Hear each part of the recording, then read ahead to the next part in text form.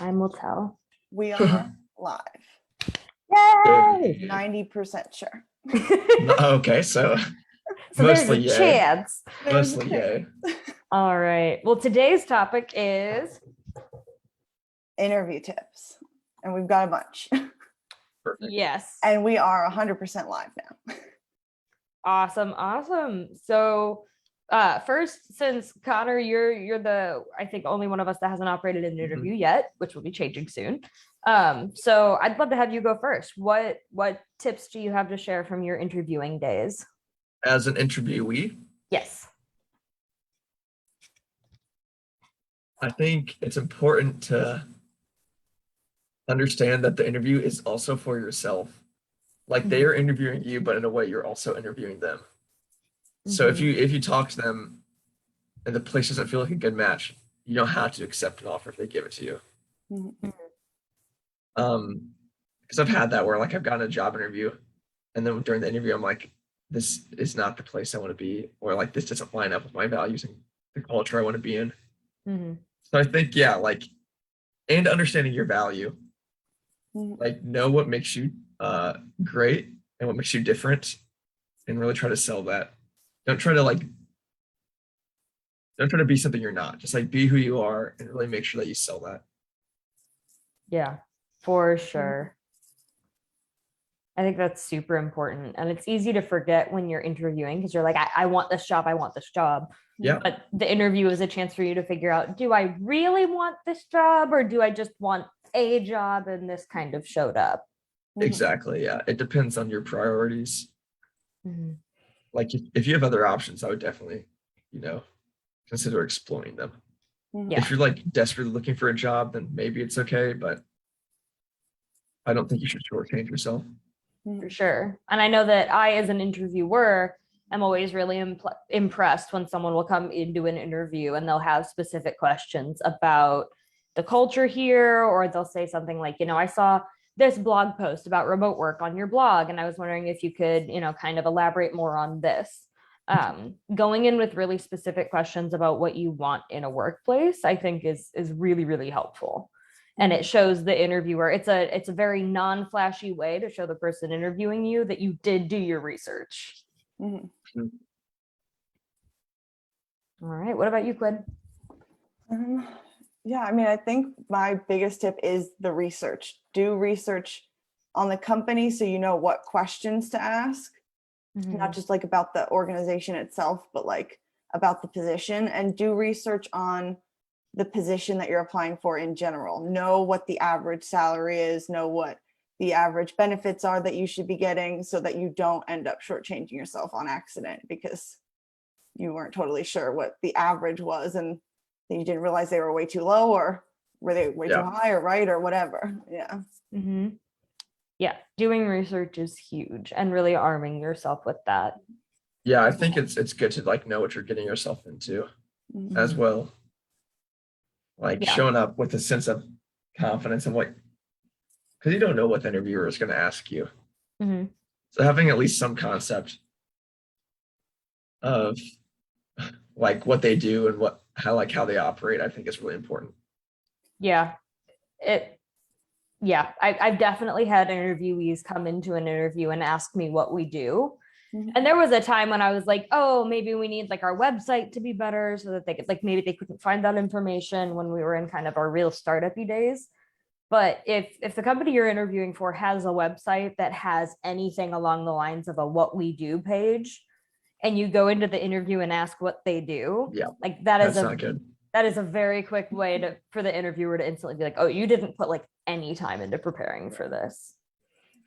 Yeah, I think that's another thing. Read the job description before you have your interview. Like make sure you reread it, because if you ask a question that is clearly outlined in the job description, it's like, do you know what job you're applying for? Is this just one of like 50? Yeah, you kind of lost track. Yep. I've had that happen too, where someone will be like, oh, I didn't even realize I applied for a job there. And I'm like, why? You're like, well, why did you tell me that? Figure it out.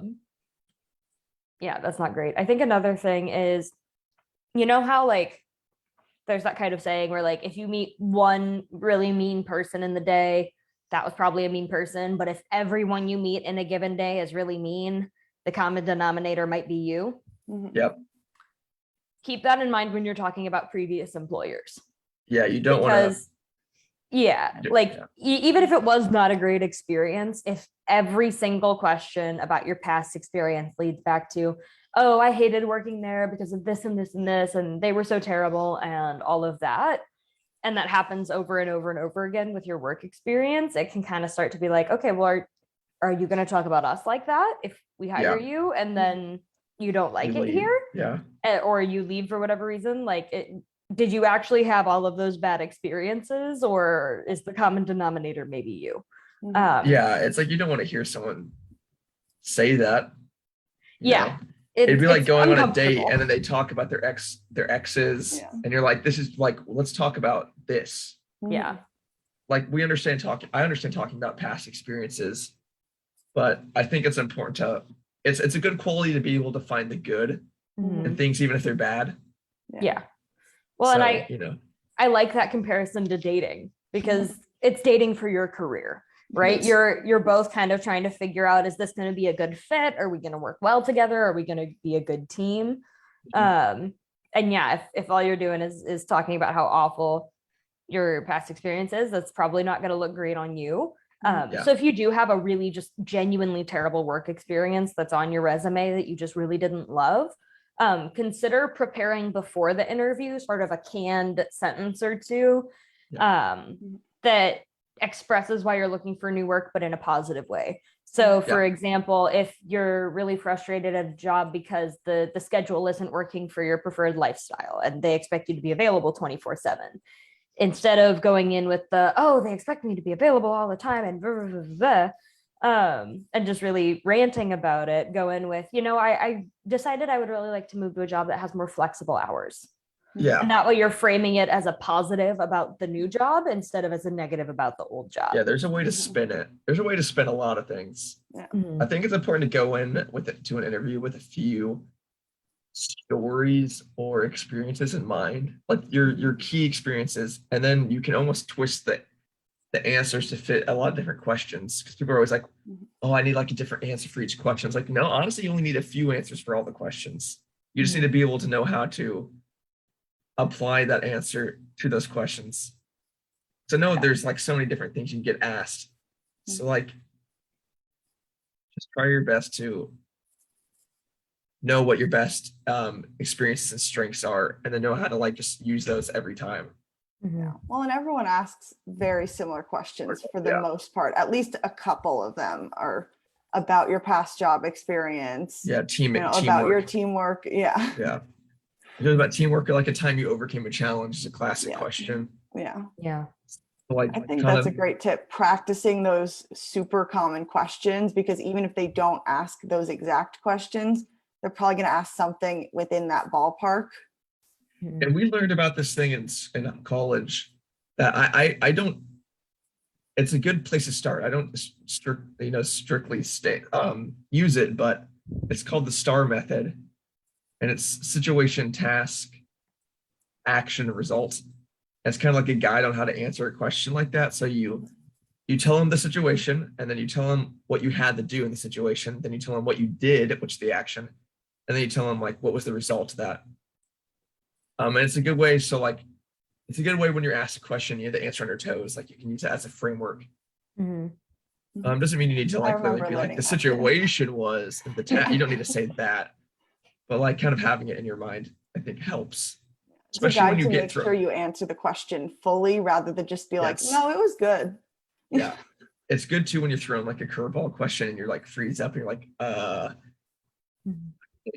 like use the STAR method or whatever. Yep. Well, and if you are thrown a curveball question that you didn't expect, be a good sport about it. I think when you get an unexpected question, chances are the person interviewing you knows that it's an unexpected question. It's probably not the first time they've used it. And so be genuine about it. Go, oh, I've never been asked this before. That's really challenging. I'm going to, take a second to really think. I want to answer that thoroughly, instead of just kind of being deer in the headlights. Like, yeah, it's okay to pause. Like, you don't need to be like, okay, I'm going to answer it. In fact, I would say if you can pause after every question a little bit, just to show that like you're thinking. So they ask you a question and say like, good question. And maybe let me think about that. Or like, just like kind of sit on it for a few seconds. Yeah, don't just start talking because you feel like you need to have an answer ready when you don't really know where you're going with it yet. Yeah, exactly. Like just take like a second or two to step back and like think. Like just that shows them that you're like critically thinking, you're taking your time to find the best answer. Most employers, I think, would appreciate that. Yeah, absolutely. I would definitely rather someone kind of pause and take their time for a second than feel like they're trying to rush and they're trying to come up with something on the fly. Yeah. I think it's also important. I did this. It's honestly a good thing to overdress. That's what I did. I wore like a suit to this interview. And obviously that's ridiculous now. But like you don't know sometimes like what the company like code is on attire. So just show up in some nice clothes. If they don't dress like that, it's that one time you looked out of place. That's cool. Well, and it is always better to overdress than to underdress for an interview. If you show up, we're more t-shirts and blazers around here is kind of the way we operate. But I think it's way better to show up a couple degrees overdressed and then kind of realize like, oh, I can be like a little more chill next time than to like show up in sweats and then your interviewer's in a suit and you're like, oh no, I have made a terrible mistake. Yeah, it's definitely better to overdress 100%. Yeah. I think especially with Zoom interviews, keep in mind your background. You might not have as much control over that as you like, but if you can find some natural lighting, do it. If you can keep your background kind of neutral or professional or relevant to what you do, then that can be really great. I think that having a very unbusy background or a really kind of personal background that shows your style can be really, really helpful for an interview because it shows that you prepared. It shows that you thought about, everything in this Zoom box that's going to be visible, as opposed to just kind of being like, oh crap, yes, Zoom call, forgot. It shows that you thought it through. And make sure as much as you can that your Wi-Fi is ready for your interview if you're doing a Zoom call, because that's just going to hinder you if it's like you're freezing or they're freezing. You might be the perfect candidate, but if it takes an hour to do your 20-minute interview because you keep freezing and they can't really hear you that well, it's just not going to leave a good impression. No, it's not. Yeah, it's a bad thing. Yeah, I think another big one is to be honest as much as possible with your interviewer. Obviously, you want to put your best foot forward, present yourself in a good light. Again, I'm not saying show up in that sweatshirt with a Cheeto stain on it, but the ideal goal for any interview is for both of you, the interviewer and the interviewee, to assess if you're a good fit for the job. And so if you're kind of trying to be somebody that you're not in that interview, it's going to be a lot harder to make that decision. So if you are someone that really needs flex hours or that really needs to not be micromanaged or something like that, be straightforward about that. Because if you're a good fit for the position, then it'll be like, oh yeah, that's great, we offer that. And if you're not a good fit, then you're going to find out a lot quicker. Yeah, it's just a hassle for everybody. Exactly. It'll save everyone time. And even if you don't end up being a good fit for that role, I think that at least I, as the interviewer, appreciate the directness and then can keep you in mind for other roles that might be a better fit in the future. Yeah, exactly. Yeah, I mean, you don't want to burn any bridges. So it's good to just make a good impression. Yeah. Even if you're mid-interview and you're already in your head, like, I'm not going to work here. Like, don't be like, okay, this isn't working, bye. Like, finish the interview. Yeah, for sure. Maybe let them know afterwards that you don't think it's a good fit. But yeah, like, don't burn any bridges. Yeah. I think another good thing to keep in mind is the follow-up. Yes. After the interview, send them an email thanking them, saying you're super interested, just the thank you after the and wait like a few hours. Don't do it like the minute after. It's weird. But like if it's at the end of the day, do it the next morning or something, or just wait like a few hours. Yeah. I've heard that before. People are like, I left the interview and I got an email like 5 minutes later, and it was like weird how quick it was. But definitely within 24 hours, send the follow-up. Yes. Yeah. And Send it like quickly, but not like the second okay, you Zoom log call off the ends. I'm Zoom. typing it now. Yeah. Yep. And if you are interviewed by two separate people, don't send them the exact same email. Yeah. Because then that's kind of the copy paste vibe. So like Yeah. if one of them it would be your manager in that role, maybe mention that or anything in particular from the interview that stood out to you that you really appreciated.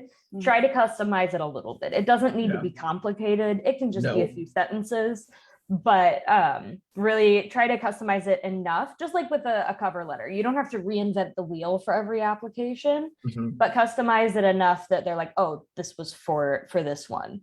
Yeah. Because I'm like sure say, we've all seen the fails of whatever. Yeah. Exactly. Well, because we've talked about in a different live. I know we've talked a little bit about the cover letter fails where it's the wrong year and the wrong company and like what am I reading right now? And I think it's kind of the same with the follow-up email where you don't need to reinvent the wheel, but customize it enough so that the person reading it knows like that was for them. This exactly. You send to everyone. Yeah, and if you have to, for some whatever reason, send kind of the same thing to both of them, just CC both of them in the email and put both of their names in the email. So it's not like, oh, did you get this email? I got the same email. It's like, just send it together. Yeah, don't make it weird. Yeah. Yeah, I think that's huge. Trying to think of some other ones. I think another one is definitely focus. Especially for us glasses wearers, because I know like if I'm doing a bunch of things in different tabs, if my screen brightness is up, like you can see the reflection in my glasses. It's the same when you're in an interview. If we can see that Minecraft is open in another tab and like a reflection of a mirror behind you, that is not going to show up well. So be really mindful about paying attention. And it's okay if you kind of like look off to the side while you're thinking, like that's fine. Don't stress about that, but make really clear, like you are paying attention. Your phone ringer is turned off. You are focused in. Yeah, I would avoid that by like writing your notes on a piece of paper instead of like shuffling through a Google Doc or on their website. Yep. And it's also okay to walk in if it's an in-person interview. It is okay to walk in with notes like that. It's not a bad thing. You don't have to have your questions for them memorized. I did that many a time. Before COVID, when I was applying, before I got this job. Yeah. Like, in fact, I'm sure they appreciate it. They're like, oh, they like wrote down notes. They were paying so it's like attention. You go through your notebook, you go to the pages that are relevant to the interview. Yeah. Well, and you will never remember all of the questions you wanted to ask. And it doesn't mean you don't stare at your notebook the whole interview. Yeah. Only pull it out like when you're questions. Yeah, when it's time for you to ask questions. Don't use it for answers either. I would say if they ask you a question, like name a time you had a team thing, don't go through a notebook to find an answer. I think it's better for like you asking them questions. Yeah. Like for your own research about them. Yeah. Well, in addition to the questions, something else that can really, really make you stand out as a candidate when you're applying for a job, don't just come in with questions, come in with ideas. Come in with suggestions, come in with, hey, I noticed that you're doing this. I wonder if we added this to it, what that would do. Because I remember when we were interviewing both of you, Quinn and Connor, one of the things that impressed us the most during your interview phases was you came in with, hey, I think like this could be a really cool thing on your social media, or I think this could be a really cool video idea. And we were able to be creative and brainstorm, and you really brought your own thoughts to the table. And I think it's easy to get so stuck in that, you want to have the right answer or the right idea because it's the interview. But just showing up and saying, hey, like this is where my skill set is, and here's some ways I think I could apply that here, can show not only that you did your research about the company, but that you cared and you're ready to hit the ground running. And you've already kind of been thinking on different areas that company could improve with your skills. Yeah. I think that's definitely great. I think just make sure you come at it from a point of like, this would be super cool, rather than like, you guys are doing this wrong and I'm the person to fix it for you. Yeah, exactly. No, don't come in like that. Come in very much with like, hey, I noticed that like you're not posting a ton on Twitter. I think it would be super cool if you were super engaged in this hashtag. That might be a really fun place for you to hang out. Yeah, Like always it's important to frame it as remember that like positive. they're trying to hire, so they probably need help. So that if for some Yeah. reason they're not posting a lot on Twitter, like I know when you hired me, Sarah, you were like, I haven't even looked at Twitter because I'm doing 500 million other things. I think I was down to 3 tweets a day Yeah. at that point. But I remember and you were like, do you think there's full-time hours? And I was like, oh yes, that will not be an issue. We can definitely fill Yeah. full-time hours. Yeah, you'll be working. I was like, oh yeah, even Connor, when you came on full-time this summer, I'm like, hey, Yeah. let me know what you're available That's what you said. for. You're We like, have let me got know your work. availability. I mean, it's the startup life. There's literally always something for you to do. Yeah. I think Or, that's like, important someone to remember, help.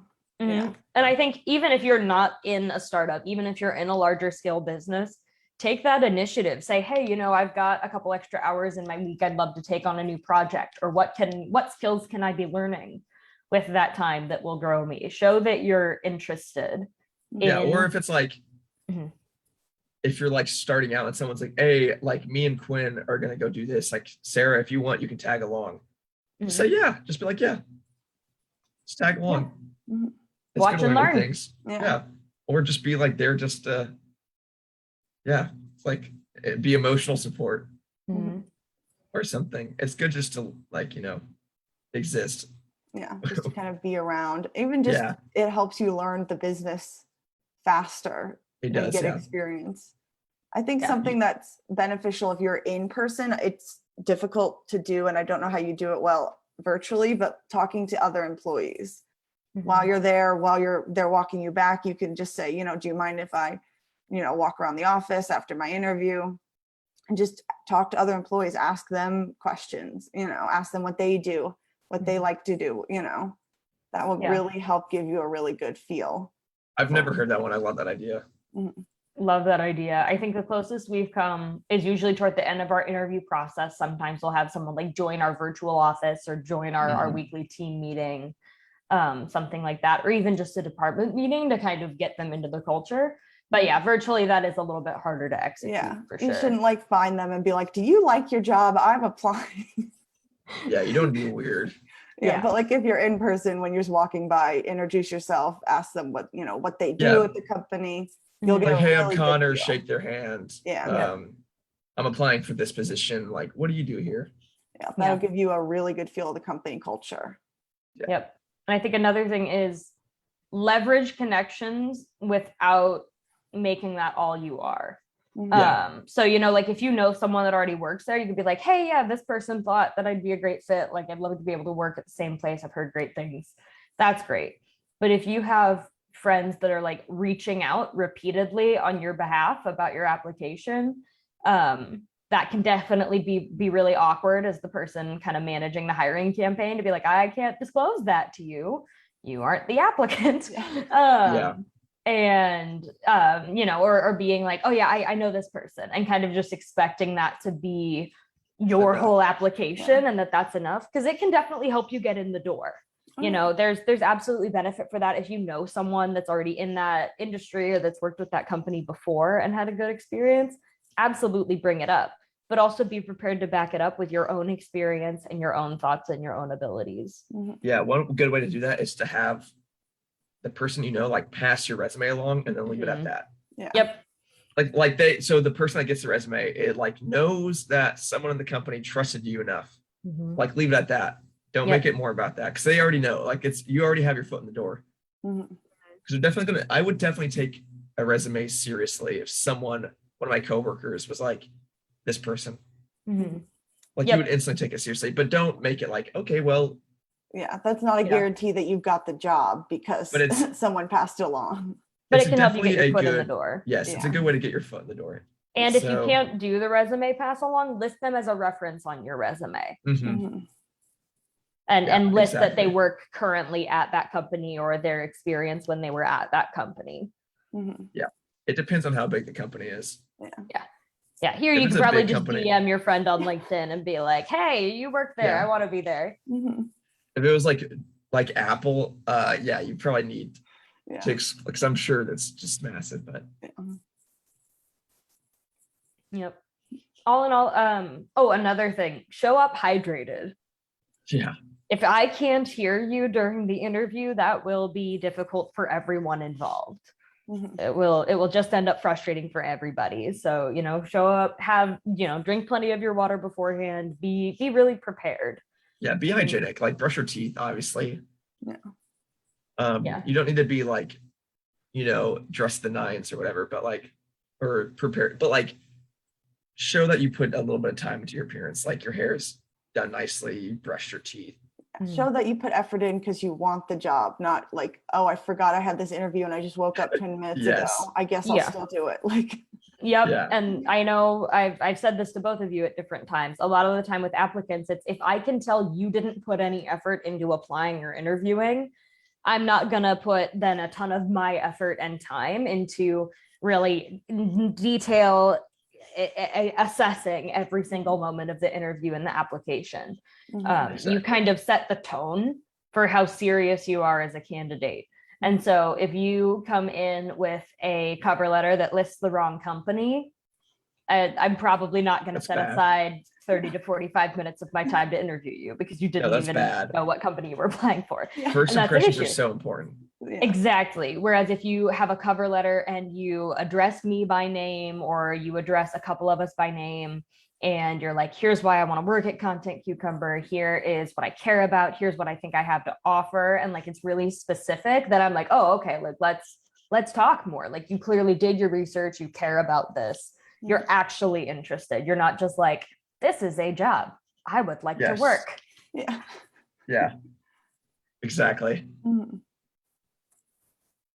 Yeah. I think my favorite question that I've ever gotten asked when I've been interviewing Mhm. is when they've asked, like, what's your favorite part about working for the company? Like, what's your Yeah. favorite thing about your job? And because it really, like, it turns it around on you. And then I think they get really good insight. And it's a way to kind of also show the company culture and learn about the company culture without just saying, do you have a good company culture? Because like, who's going to be Yeah. like, no, we don't. It's Yeah, who said no? awful. Like, yeah, but when you ask about the favorite, that gives you insights. And if they can't think of anything, that is a That's your red insight. flag. Yeah. Yes, that's a bad thing. Yeah.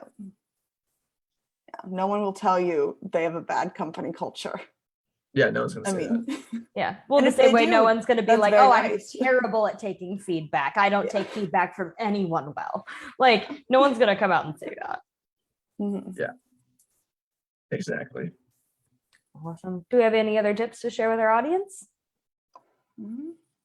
I think so. I think it's summed up by put effort into your application, put as much effort into your application as you want your interviewer to put into your interview. Mhm. Yes. Show up with research, insights, ideas, really come prepared. And remember that you're interviewing them too. Perfect. All right. We'll see y'all next week. See ya. See ya. Bye.